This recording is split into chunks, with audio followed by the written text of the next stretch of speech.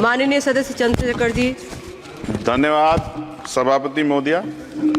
आपने मुझे बजट में शिक्षा के अनुदान पे बोलने का मौका दिया, इसके लिए मैं आपका आभारी हूँ। अच्छी बात यह है कि शिक्षा मंत्री जी भी यहाँ मौजूद है, क्योंकि जवाब तो नहीं देना है।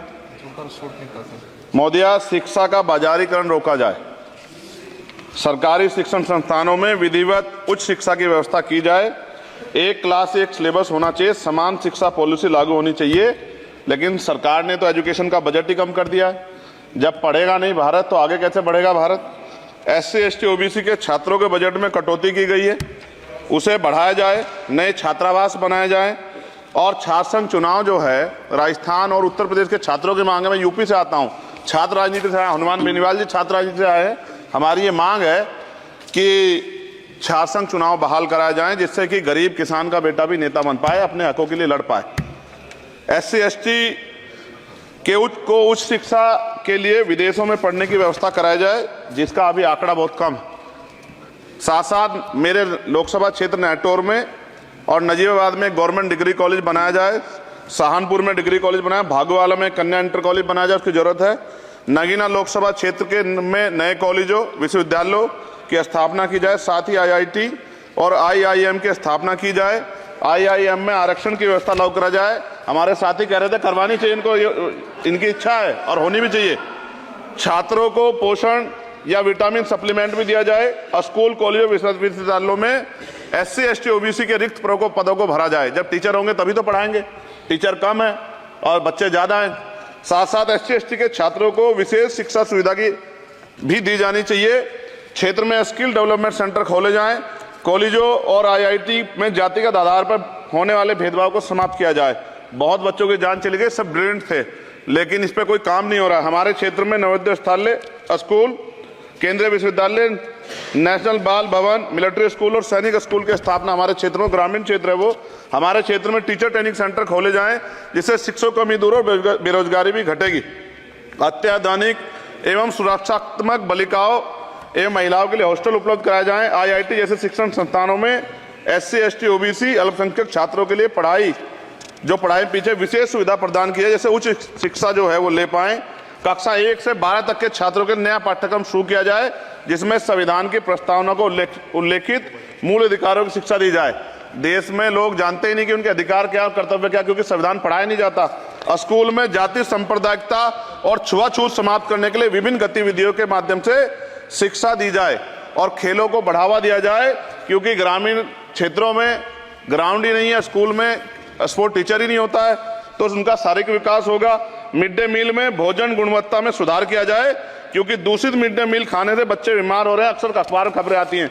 हमारे साथी नागौर सांसद हनुमान बेनीवाल जी कह भी रहे थे, इनकी भी मांग को माना जाए। जिन लोगों ने घोटाला किया उन पर जो है जांच हो, उन पर मुकदमा हो। राज्य में शिक्षा का अधिकार अधिनियम 2002 के तहत 6 से 14 साल के बच्चों को निःशुल्क शिक्षा दी जाए और उसका पालन सख्ती से कराया जाए। जो इस संस्थान के अधिनियम का पालन नहीं करते उनकी वित्तीय सहायता रोकी जाए। शिक्षण संस्थानों में कार्यरत SC ST OBC के शिक्षकों को होने वाले जातिवाद को रोका जाए। बाल छात्राओं और महिलाओं के लिए कौशल विकास केंद्र खोले जाएं। घुमंती जातियों के बच्चों के लिए मोबाइल स्कूल चलाए जाएं। छात्राओं के लिए आत्मरक्षा और खेल की विशेष सुविधा उपलब्ध कराई जाए।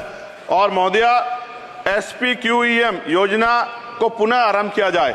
SPQEM शिक्षा की गुणवत्ता सुधार के लिए एक महत्वपूर्ण योजना थी, जिसे अल्पसंख्यक मंत्रालय ने मदरसों में चलाया था। इस योजना के अंतर्गत NIOS के माध्यम से मदरसे में बच्चों को मुफ्त हाई स्कूल व इंटरमीडिएट की पढ़ाई करवाना का प्रावधान था। NIOS जो HRD मंत्रालय के अधीन चलने वाला एक ओपन बोर्ड है, इस योजना के तहत विद्यार्थियों को गुणवत्तापूर्ण शिक्षा प्रदान करता। मैं खत्म कर रहा हूं। मैं एक मनुस्मृति आप शुरू कराना चाहते थे, ये गलत है, हम लोग इसका विरोध करेंगे और कोई इस तरह कदम उठाएगा, ये अच्छा नहीं है।